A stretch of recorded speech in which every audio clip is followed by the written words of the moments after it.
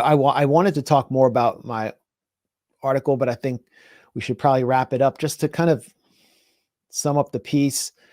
It relates to this part of the conversation about is irrationality, disproportionate force, the indiscriminate use of weapons against civilians. Because when Israel was overwhelmed on October 7th, it had no response in its strategic arsenal other than disproportionate force, which happened to be directed against its own population. So in my piece, I use Hebrew language media testimonies of eyewitnesses to Israel's response on October 7th, as well as visual evidence of the supposed Hamas crimes, the most grisly crimes that are being presented by Israel on the international stage, to show that Israel may have killed large numbers of its own civilians, including non-combatants, in an effort to dislodge Hamas gunmen. And that's not to say that Hamas militants did not intentionally kill large numbers of Israelis, but they had small arms.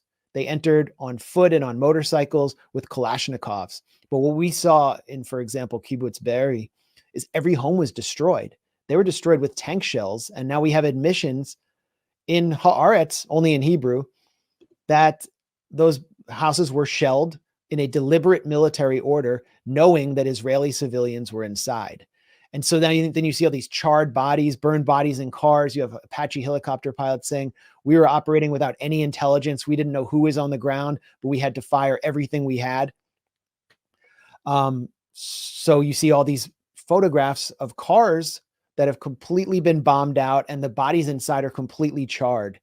Are we to believe that Hamas gunmen were able to meticulously burn every car and burn every home and somehow blow up these homes and reduce them to rubble and make them look like the damage we see in Gaza? So what we saw, Israel bombed its own base, its own military base at the Erez crossing. That's the biggest nerve center of the siege on Gaza. It was overwhelmed by Hamas militants and they bombed it with helicopters, with Hellfire missiles. And now the roof is off. The base is like mostly destroyed, and they had all their civil administrators inside. So now they're using these photos of charred bodies to say that Hamas burns people, that they rape people, and not to say that there were not atrocities committed by Hamas on October 7th. But it's amazing how the Israeli response on October 7th was so badly botched. There was so much friendly fire, and now they're using that to make way for more atrocities, senseless atrocities in Gaza, including the killing of Israeli captives, so the killing of more Israeli citizens. So this article, I think it needs to be translated into Hebrew. This needs to reach the Israeli public, the consciousness of the Israeli public. Anyone who can see right now what their military is doing and how little regard they have for Israeli life. They need to demand an independent investigation. And Netanyahu is saying, we're going to do that after the war. Don't talk about that, because he knows how sensitive it is. So it's so important to focus on that. And our own media hasn't touched this. It's a major story. It's one of the biggest stories of the war. Our own media hasn't touched it. Electronic Intifada did it. Mondo Weiss has touched it. We are on it.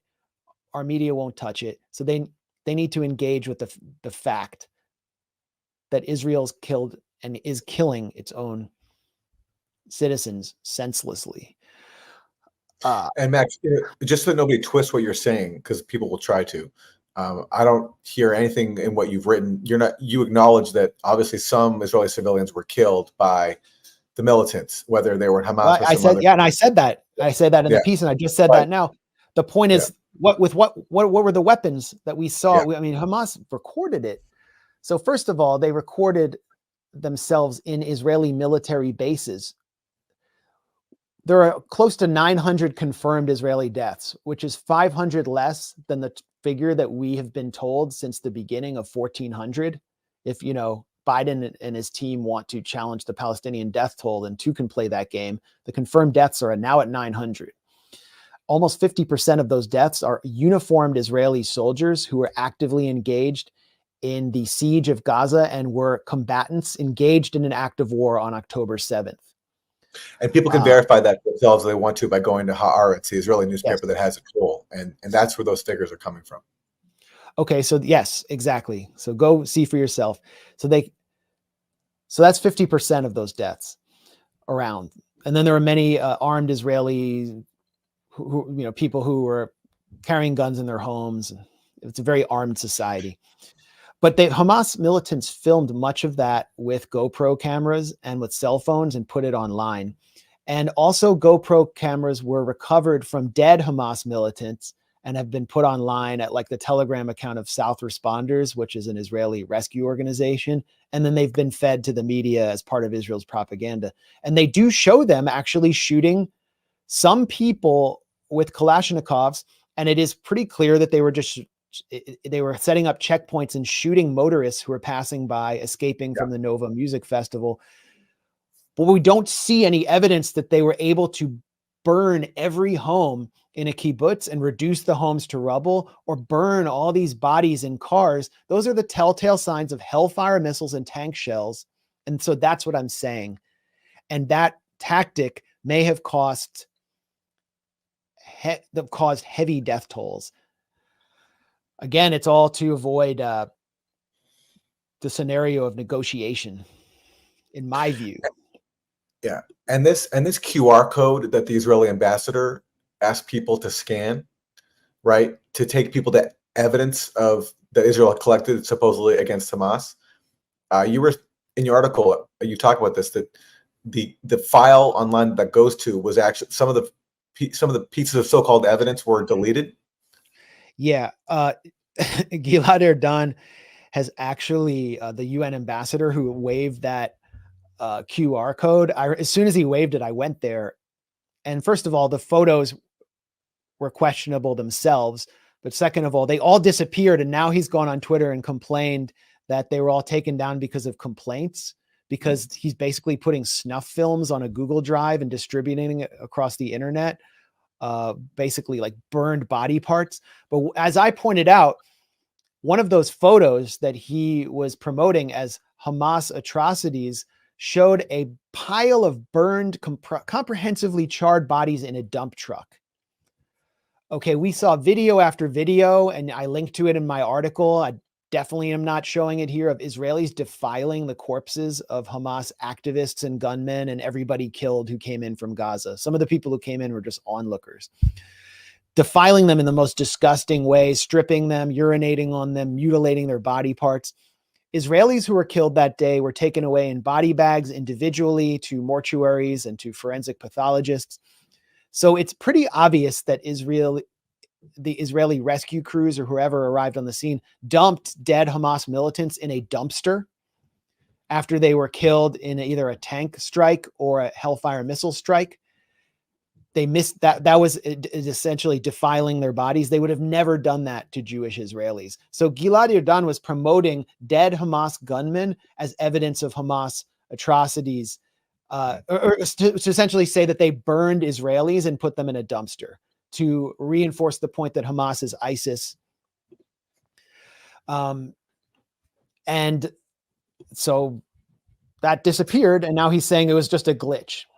Yeah, and this follows, as you talk about a lot, this attempt to roll out this lie about 40 beheaded babies, right, which was spread around a lot, and then ultimately that was retracted. So there's ample grounds to be skeptical of everything that Israel has said, and your report at thegrayzone.com is trying to look at some of the available evidence that comes from, as far as I understand your story, it comes from Israeli sources. 100%, and you can just look at the visual evidence. And I also relied on documentation of my own in Gaza in 2014, where like a car of a taxi driver named Fadel Alawan, who was killed by a Hellfire missile strike from a drone after he dropped a wounded fighter off at a hospital without knowing it. He didn't, and they just killed him. So I got to look at his car in Gaza City. It looked just like the cars that you see in the Israeli propaganda that they're saying Hamas burned. And I actually remember looking in his car and seeing his sandal melted into the gas pedal. Only a Hellfire missile can do that and have that much precision. So I think there's another piece to be done, and it's about the source of the beheaded baby's claim. We nailed one of the sources, who happened to be an extremist settler who was a reservist who got to Kibbutz Be'eri and just fed this lie to a Israeli journalist. But there's another source behind so many of these claims, like, for example, that Hamas cut the fetus out of a woman. And it's one rescuer who's part of this rescue crew called Zaka. And basically everyone's just taking these people at their word without doing any examination. I think one day there will be an independent commission, and it will bear out a lot of the points that I'm making, that a lot of people on the Israeli left, the radical left in Israel, are making right now, and which a lot of the families of captives are quietly discussing, but which they're afraid to say in public. And it's, again, it's one of the biggest stories of the war, and the whole US and Western media won't touch it. In the US, I've only seen, apart from the Gray Zone, there were stories earlier on in the Electronic Intifada and also Mondo Weiss to this effect. But otherwise, this aspect's been totally ignored.